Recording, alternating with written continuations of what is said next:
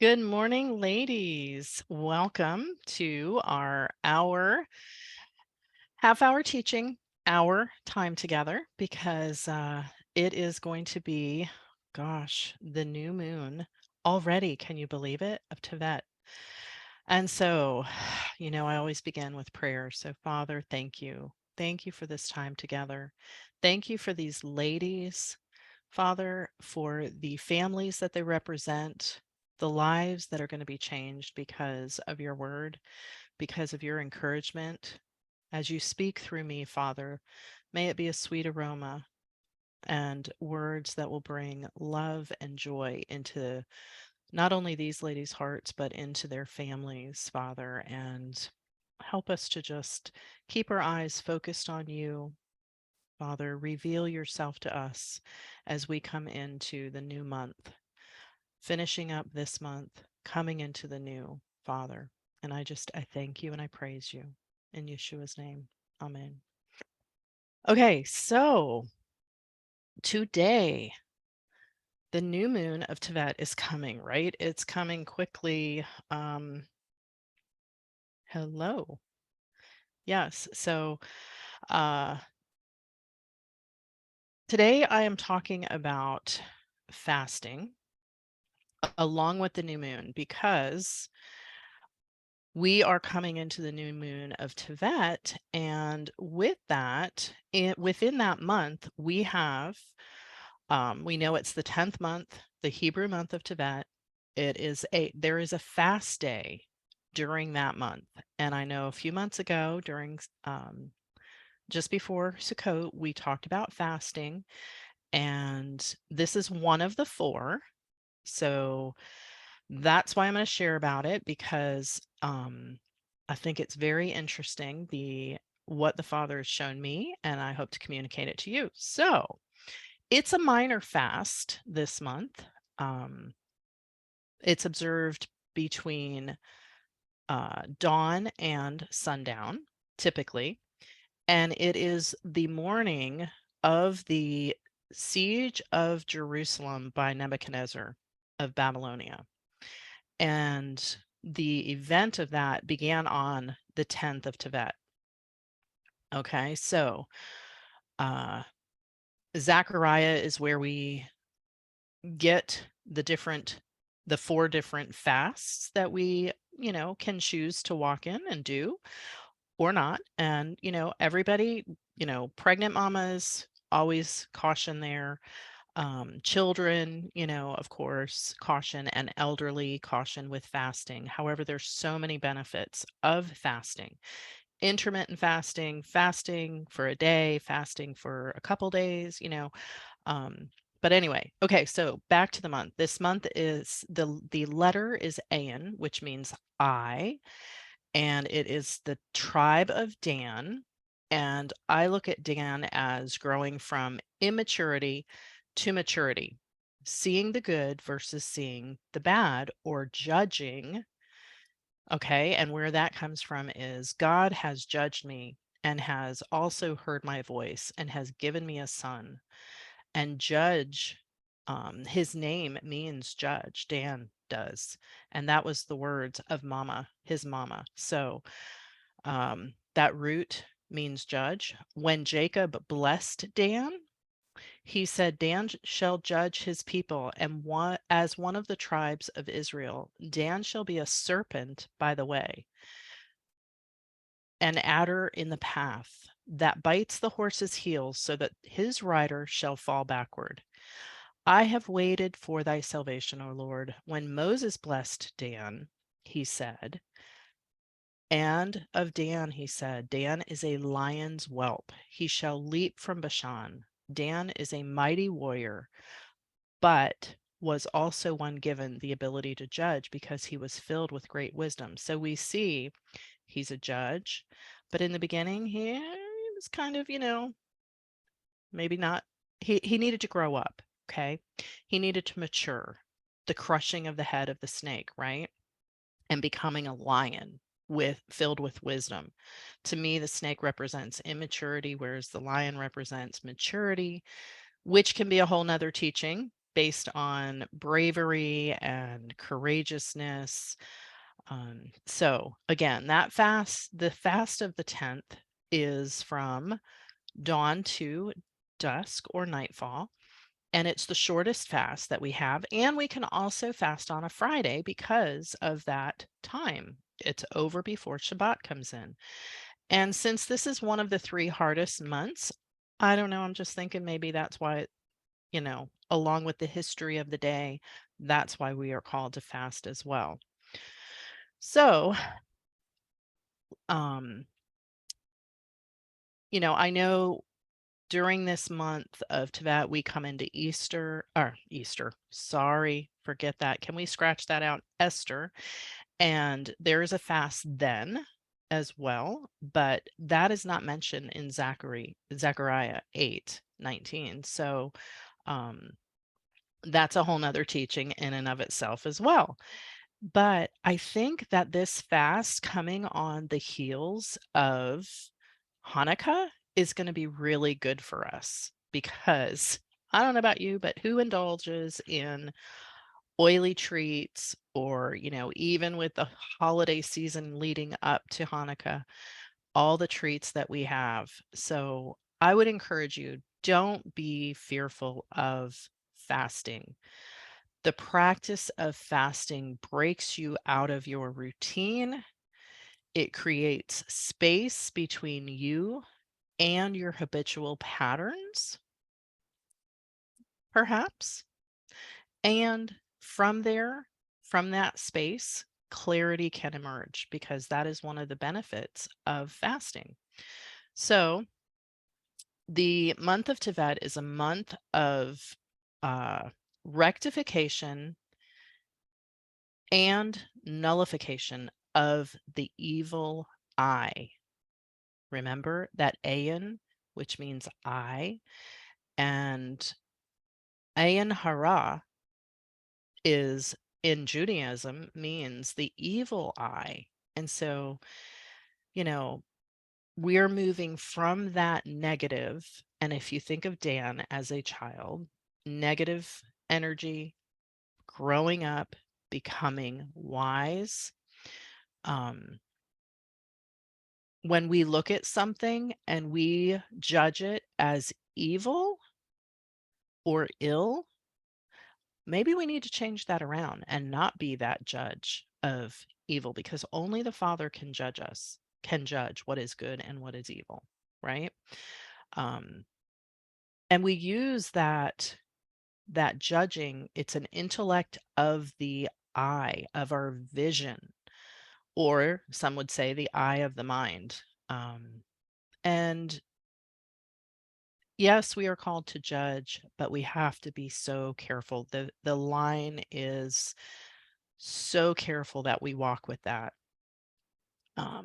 So the word Tevet comes from Tov, which means good. So here we are coming into the month of Tov, and we're going to see the good. We're going to see the good. Choose the good. Choose to look at the good eye. It is the source and our power of blessing that good eye versus the other, the counterpart. The good eye shall bless. So fasting is also good, especially after looking at all those treats and maybe indulging in those treats. And all those treats, I believe are fine with moderation. But when we fast, we're literally drawing down divine grace from our Father because with fasting, for me, comes prayer. Can y'all say yes with that one? I have to pray because otherwise, ooh, I could lose it. So every year during the winter, we get the opportunity to lay down our flesh and see what we've not seen, right? Allow the Holy Spirit to reveal. And this is all coming after Hanukkah. And we're looking at things. We're asking Him to reveal, to review, and then to rectify. Help us rectify that which will lead to empowerment in judging more correctly. And this is so important because it allows us to finish the season of blessing well, because this is a season of blessing others. Now, this rectification begins with the gazing at the Hanukkah candles, right? Um, we're gazing at them, we're enjoying them. Each night we light them 1, 2, 3, up to 8, and we have a delight there. Now, with gazing at them, especially when they're all lit on the 8th day, oh, isn't it a blessing? It's such a beautiful blessing. Um, it is said that the destructive process begins with that evil eye of hatred. And from hatred comes anger or the fire of destruction, because anger can destroy. The middle letter of Ka'as, which is 3707 in your concordance, means to be vexed, and you can find, or angry, and you can find that in Deuteronomy 4:25. And Ayin is the middle letter. Anger, or not the middle letter, anger is that letter, Ayin. The negative kavas or kaas must be first and foremost rectified to the positive, to the positive. I don't know about you, but my first temptation is to be judgmental and negative.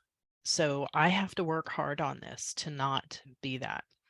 Now, where do we find anger? Anger is in the liver. Ugh. And the function of the liver, kavad, is to purify the blood with what it is saturated with what it's saturated with. I mean, we're just coming off the heels of treats and deliciousness and all the things that please the flesh, and been with all the family that may elevate some of that, especially with all those treats, because we're up and down with sugar and treats and late nights or activity. Okay, so it's also said that the liver corresponds with the snake, whose rectification is personified in Dan. The three rulers of the body and the soul are the brain, the heart, and the liver, which corresponds also to Adam and Eve and the snake. Oh my gosh, when I saw that, I was like, wow, what? And so the snake, I talked about the snake with Dan, and he would crush the head of the snake, right? Well, the snake, um, when we convert our anger to good, that means we're going in a direction of maturity, just like Dan growing up. That fire or the blood of the liver, it serves to warm us in the cold months of Tevet, but we want to be careful. What is that fire within us? Is it a clean fire? Is it a holy fire unto the Father? Or is it a fire that's burning in us, making us angry, making us judge incorrectly? So by fasting, we can, um, we're fasting the destruction of the temple. Wow. When we get to fast, perhaps we are fasting the destruction of what is not right, that evil eye within us that rectifies our liver. It mellows our anger. It sweetens the anger of God instead, because he is the one who has the last say. So, during a fast, we can arouse the mercy and rebuild our temple. mercy within our own self, giving ourselves that, asking it from the Father. Because I know, Father, have mercy on me, right? Lord, have mercy. We all have probably said that or heard it. So again, I say, Dan represents that immature state of immaturity, but growing. And that's why we fast this month, I think, and maybe in a different sense than you've heard before. So benefits of prolonged fasting can improve our hormone function, increased autophagy. If you don't know what that is, I encourage you, reach out. I can talk with you about that, but you can also look it up. Fasting 20 hours or more promotes removal of cellular debris or waste. That's basically what autophagy is, if I'm saying that right. Within our cells, it removes or kind of helps destroy that in our cells and in our energy production. So it also decreases oxidative stress, chronic inflammation. Who here ever experiences chronic inflammation? And it ignites ketosis. So, we want to say, oh, I'm overweight because whatever. Well, as we age, hormones do play a role. And that's where fasting can come in, because it can help ignite the fire, the good, right? Burning things out of us that need to be, eliminating fat, which is a primary energy source, glucose, instead of, glucose that's derived from carbohydrates and proteins, but it helps to get rid of some of that, the sugars, which cause inflammation. So fasting during this month, anytime I've fasted, or even leading up to a fast, I begin to notice some days when my body, and maybe you've noticed this with your kids, when your body naturally asks for less or no food. Maybe it's because you're becoming sick, or your body is tired, or under stress, or busy because of whatever, work, obligations, family, you name it. Maybe changes in the weather have created something. We can have that, where our body naturally wants to fast for any number of reasons. And hunger, we say, oh, I'm so hungry. But if we think about it, are we really hungry, or are we bored? And when our children are bored, they say, I'm hungry. And they get upset, maybe angry at times. So fasting is not bad. Children do it on their own, sometimes when they're getting sick or worn down. And that's okay, because maybe their bodies picked something up and they need to fight it. So the challenge for us is to be sensitive, right? Sensitive to what our body is saying, what our mind is saying, the fluctuations, and noticing those things before a fast, or even now, as we are participating in all this stuff, maybe we decide we need to fast and then fast again, and especially on the 10th of Tevet, because I believe that those days when the world and our brothers and sisters in this walk with Judah, when they are doing that, there's something powerful in unity with coming together and doing that. So just a little encouragement there. Um, there was something else I was going to say. Anyway, I'll keep going. So, if you think about it, when we lay our head down at night to go to sleep and we wake up in the morning, how many hours is that? That's like 8 hours, right? Maybe 10 for children if they're young. We hope, right? 7 to 7 at least, or 7 to 6, or 8 to 6, we would love that, wouldn't we? But anyway, we are already fasting in the night. So we can wake up the next morning and say, how many hours has it been since I've eaten? Maybe it's 8, maybe it's 10. Can I go 4 more? Because the longer you walk in that, the more that autophagy is going to come in to play. So, just a little side note there. So, the practice of not eating encourages us to reconnect with our sensitive nature and our own system. Uh, During a fast, it encourages beginning again, beginning again. Because, and what that means is because we're fasting, we're praying, we're cleaning out our body, we're able to begin again, begin anew. So I love the aspect of fasting. So one of the things I like to do is, and you can be the determiner. Is it going to be a full flat fast of no water even, or maybe it's just food?